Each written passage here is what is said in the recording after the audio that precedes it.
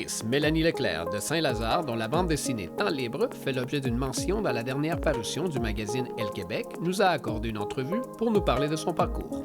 Voilà, l'histoire de Temps libre, c'est l'histoire d'une femme qui s'accroche à un rêve, qui est un rêve de cinéma, de devenir cinéaste et qui travaille sur un projet avec une personne qui lui est très proche, qui est atteinte d'Alzheimer, qui était elle-même comédienne.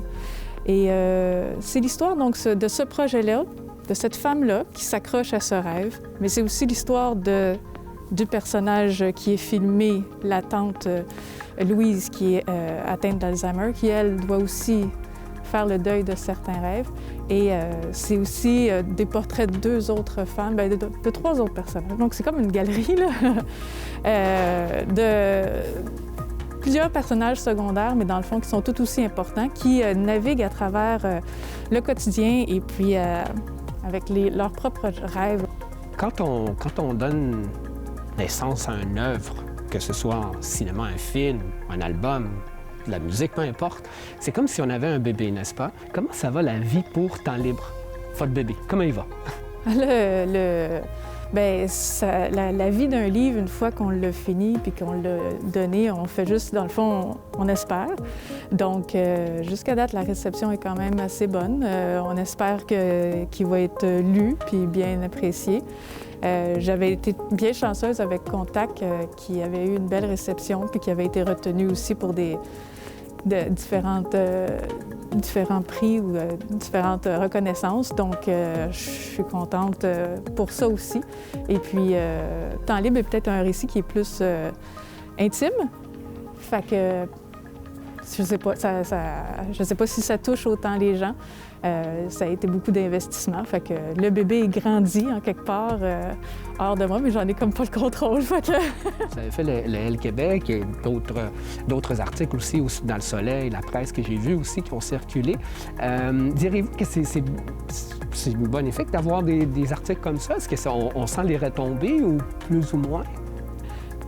Concrètement, pour les retombées, il faudrait peut-être parler à la maison d'édition. Je ne sais pas à quel point ça a des conséquences directes.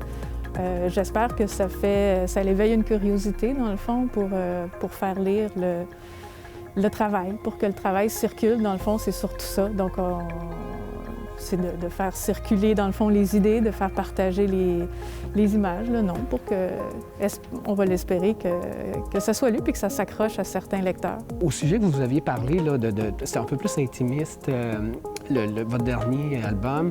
Également, c'est les rêves artistiques et tout ça. Bon, vous avez un background qu'on ne peut pas passer à côté. Votre papa, votre grand-papa, évidemment.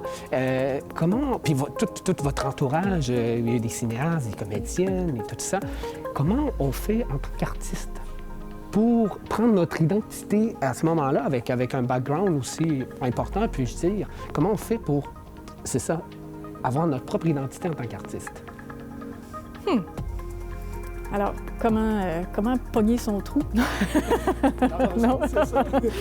Non, je sais pas. C'est un peu intimidant de comment trouver sa place dans l'ombre, finalement, de grands personnages qui ont été beaucoup aimés, surtout au niveau de Félix. Et puis Martin aussi, qui a été bien reconnu pour son travail de l'image, du documentaire, puis en photo aussi.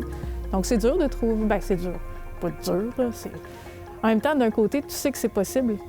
Tu sais que c'est possible d'être poète, puis tu sais qu'il y en a qui... Fait qu'en quelque part, il y a une grosse porte, il y a une grosse lumière qui est là. Puis, il faut trouver son chemin, par exemple. C'est peut-être ça qui est plus dur. Puis, ça prend du travail. Mais avec du travail, on y arrive. J'ai un background comme très sinueux. Tu sais, j'ai étudié en littérature, j'ai étudié en cinéma. J'ai un peu d'expérience en cinéma, mais j'ai pas travaillé tant que ça. J'ai bifurqué beaucoup. Puis tout ce qui est le dessin, ça a été beaucoup plus en autodidacte que ça s'est fait. Puis par plein de belles rencontres là, qui ont aidé au chemin. Donc, comment ça se fait? Ça commence dans le fond, j'essaie de me fier à ce que j'aime, puis d'essayer de commencer avec une idée de base qui est de dire, OK, de quoi j'aimerais parler. Même si des fois c'est très abstrait, quel genre de questions que j'aimerais aborder. Puis à partir de là, essayer de de construire en quelque part le château ou la petite maison. Et puis, c'est un petit peu ce que je veux faire avec... il y a une série de rencontres. Pour le prochain projet, on essaie d'organiser avec les différentes bibliothèques dans le coin de Vaudreuil-Soulanges des rencontres qui vont se passer tout au long de l'écriture, de la création de mon prochain album. Je viens d'un background où j'ai fait beaucoup de médiation culturelle. J'aime beaucoup ça. J'aime les rencontres que ça provoque, autant en tant que participante qu'en tant qu'animatrice. Et puis, je voulais essayer de mêler à la fois ça et la BD. Donc, ça m'intéresse le parcours des auteurs. La bourse qui a été reçue, c'est pour ce projet-là, qui est à la fois un projet d'écriture, de création, et aussi qui jumelle aussi la partie avec le public, avec la médiation. Donc, c'est le même projet qui va me permettre d'aller dans les bibliothèques, d'aller rencontrer des lecteurs, idéalement, puis d'échanger avec eux, puis en même temps d'avoir ma bulle où ce que j'écris, et puis je me consacre à cette prochaine histoire-là. Effectivement. Bien, merci énormément, Mélanie Leclerc. On va être à l'affût du prochain roman, du prochain album, puis bien, à la prochaine entrevue, alors. Excellent. Puis avant de quitter, moi, je vais prendre l'album Temps libre, puis j'aimerais le faire signer. Ah oui, parfait.